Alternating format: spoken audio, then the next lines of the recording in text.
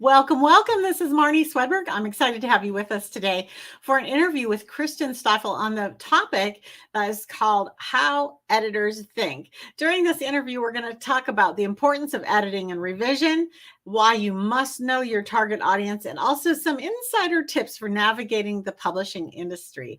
Our guest today is Kristen Stieffel. She specializes in speculative fiction, fantasy, science fiction, and all related. After 20 years with the Orlando Business Journal, she now freelances and edits full time. You can learn more about her over at her own website, KristenStieffel.com, and also encourage you to join her and I at the Well Conference for Creatives, which is coming right up here in April in Grand Rapids, Michigan. So hope to see you there, and welcome to you, Kristen. So excited to have you. Thanks. I'm glad to be here. Yeah, we are going to be talking at the Well on topics that the Well is actually for all creatives, like artists and dramatists and many different creatives. You and I are in the speaking and writing and marketing tracks and helping people get their messages out to a broader audience. And you, as an editor, bring some special skills to that process. And you have a background of editing for a long time. And what whenever I have an editor on, this is the key thing, is it's like, be sure to invest in editing. Yes. Yeah.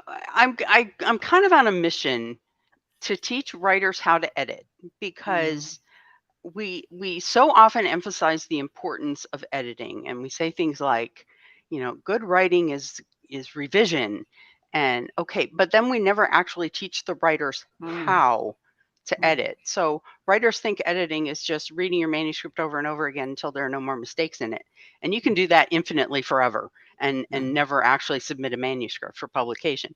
So one of the things I'll be teaching at the Well next month is the process. There's a step-by-step process to go through your manuscript so that when you get to the end of that process, you're done and you're ready to submit the manuscript. Of course, that's for traditional publication. If you're going to self-publish, you need somebody else's eyes on your manuscript other than just yours. You can self-edit to a good enough point to submit for traditional publication, but for self-publishing, you're gonna need some help. I always say, if you can only invest in two things, the first thing is the book jacket, and the second thing is editing. That's right. That's absolutely true. Oh my gosh. Yeah, because if you don't have a great cover, they won't open the book. And if you have a great cover, but you've got typos or errors in the first few sentences or chapters, it's just toast.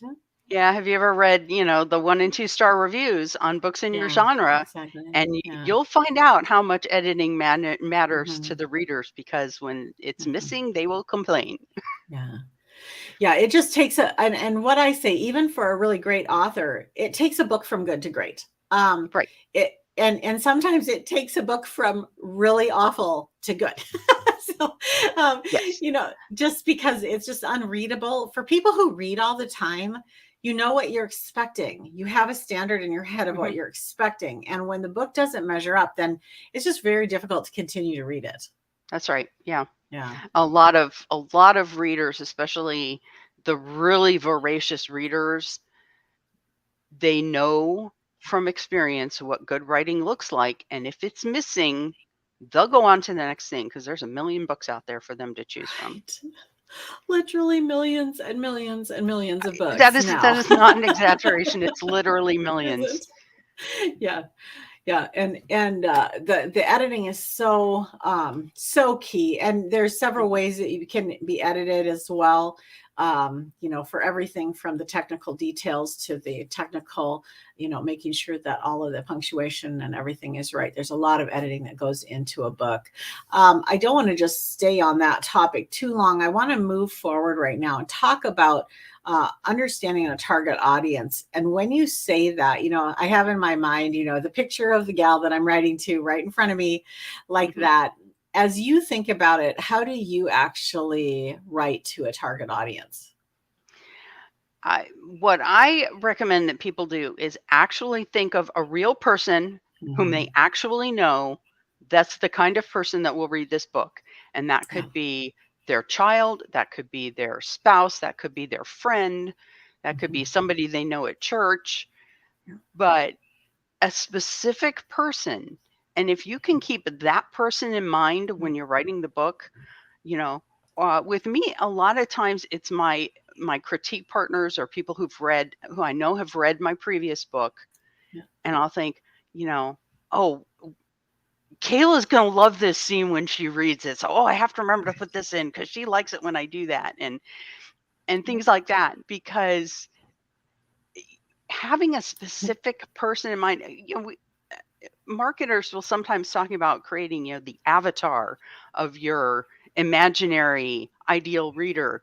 But if you can come up with a real person whom is going to love your kind of book, that makes it 100 times easier than trying to write to some imaginary person who may or may not exist. When you said 100 times easier, I wasn't expecting you to say easier, but it's true. I was expecting you to say effective, and that's also true. Yeah. But it is so true that when you're just sitting in front of your computer all by yourself trying to write, if you don't have that person in mind, it's really difficult to actually nail it.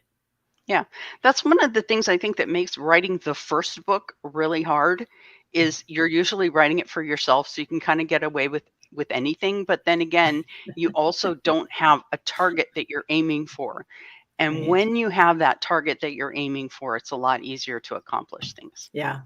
I love that. So you wanted to share a couple tips with us about navigating the publishing business. Yeah. One of the things that breaks my heart is when I meet a writer who has already tried to self-publish their book by going on Google and Googling how to publish a book.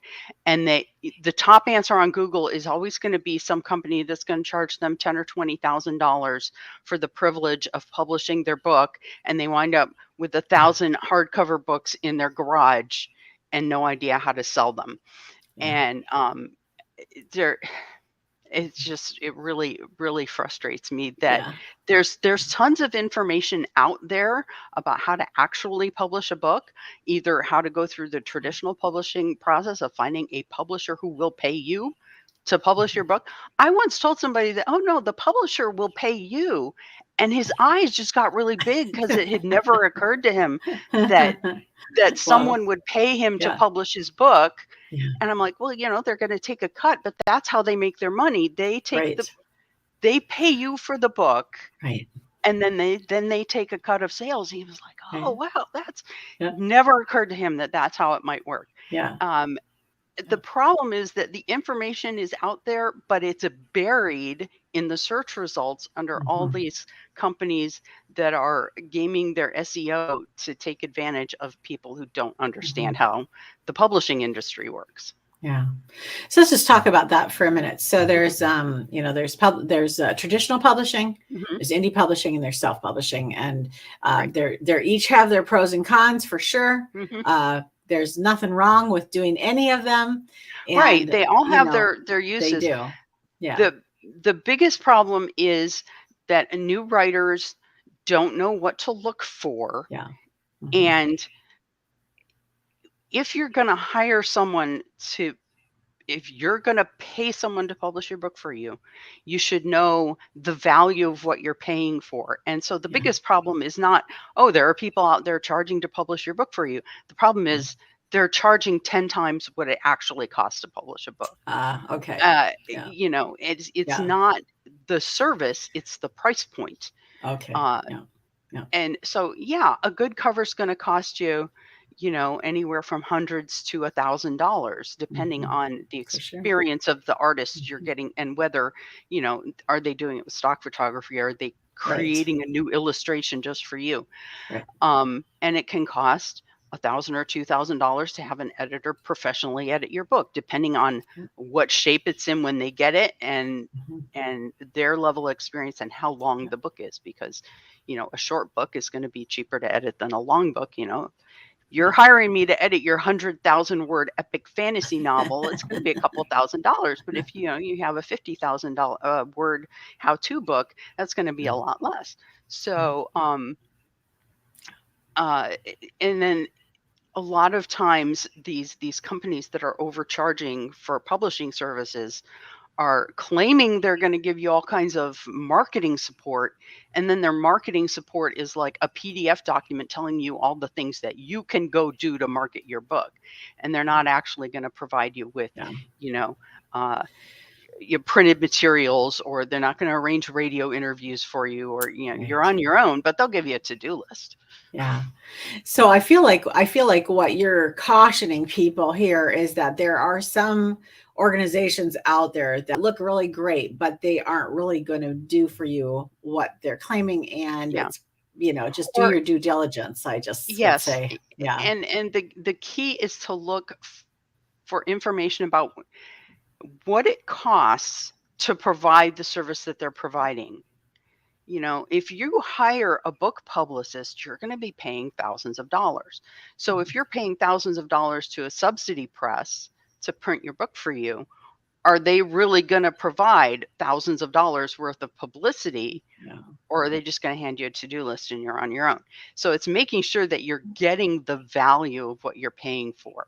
Yeah. And I feel like that's the trap that people fall into is they don't understand that there are just predators out there that are going to charge, a lot of money to provide not a lot of service. I know my own experience with traditional publishing is that they did a little bit of publicity for me, and I ended up doing the rest, and that's pretty typical. And that is typical. But then you're not paying them $10,000 to provide marketing support. They're paying you. Right. Yeah. Yeah. So I think it's good. It's good to be cautious and to actually look at your opportunities. One of the things I like about conferences like the Well is that there will be publishers there. You can actually talk to them and you can pitch your idea to them, and you can actually see if any of them are interested in what you've got, and, kind of to compare while you got people there to ask the questions of. And that's really one of the best reasons to go to a conference, especially a writer's conference of any kind. Absolutely. Some of the best information you'll get will be just from asking other writers who've done this before you. Right. Well, how did you do that? When you hired that company, what did they provide for the, Right. Did you get a good cover design? Did you get good editing? Did they provide good marketing support? And was what you paid worth what you got? And often the answer is yes, because there are plenty of companies out there that are doing good work. Yes, there are indie authors, self-published authors who will tell you, oh, you can do it all yourself for nothing. Well, sure, if you want to spend like all day, every day doing every bit of this work yourself, doing your own page layouts and your own cover design, and are you really a designer who can design a book cover? And especially for folks who are not primarily writers and designers, it's often more efficient to just hire somebody else to do it. Yeah. And whether you decide to act as a general contractor and hire your own cover designer, hire your own editor, and hire your own publicist, or whether you want to go to one firm that will provide all of those things, is entirely up to you and how much time you want to spend supervising. I just want to make sure that people aren't, paying way more for those services than what they're worth. And the biggest big red flag is that they require you to buy a bunch of books that you're going to warehouse in your own home and sell by hand, because that's the sign of a company that makes their money by printing books to sell to the author, not printing books to sell to readers. Yeah, that's just a really good insight there. And I definitely have done both traditional publishing and self-publishing. I haven't done the pay to have a bunch of books, because especially now in 2022, there's no reason for that, because you can print on demand Exactly. within 24 hours, it's print on demand and shipped out. So there's just no reason for that anymore. Yeah. But yeah, I like Yeah. that. I like that insight. I've Good.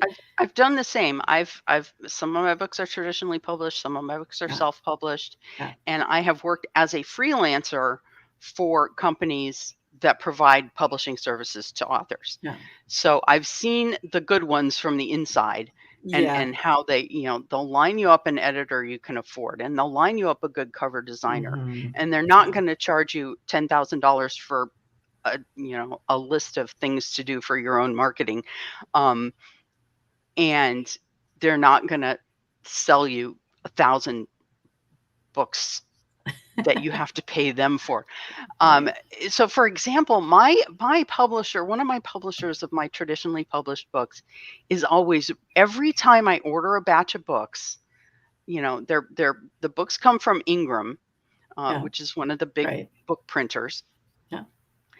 But I can't call Ingram and order a bunch of my books. The order has to go through my publisher, and she always, always, always, when she sends me back the invoice, she sends me a copy of Ingram's invoice to show me that she is not marking it up, that I'm Mhm. paying her exactly what Ingram is charging Yeah. her, and she is just acting as the pass-through because she wants Right. to make sure that Yeah. her reputation is protected, that she's not making her money by selling Mhm. authors' books. Yeah. She's Yeah. making her money by selling books to readers. Yeah. And Yeah. that's, I think, the mark of a good Yeah. publisher. Yeah. So good. Well, really helpful. Kristen, thank you so much for being here. Oh, my pleasure. I'm excited to meet you at the Well. And Yeah. you guys, we would love to have you come and join us there as well. See you at thewell.net. And also, you can check out Kristen's stuff over at KristenStieffel.com. And thank you so much, Kristen. Have a wonderful Thank day. you. It was good Yeah, talking to you. thanks, you guys. Have a great day. See you next time. Bye-bye.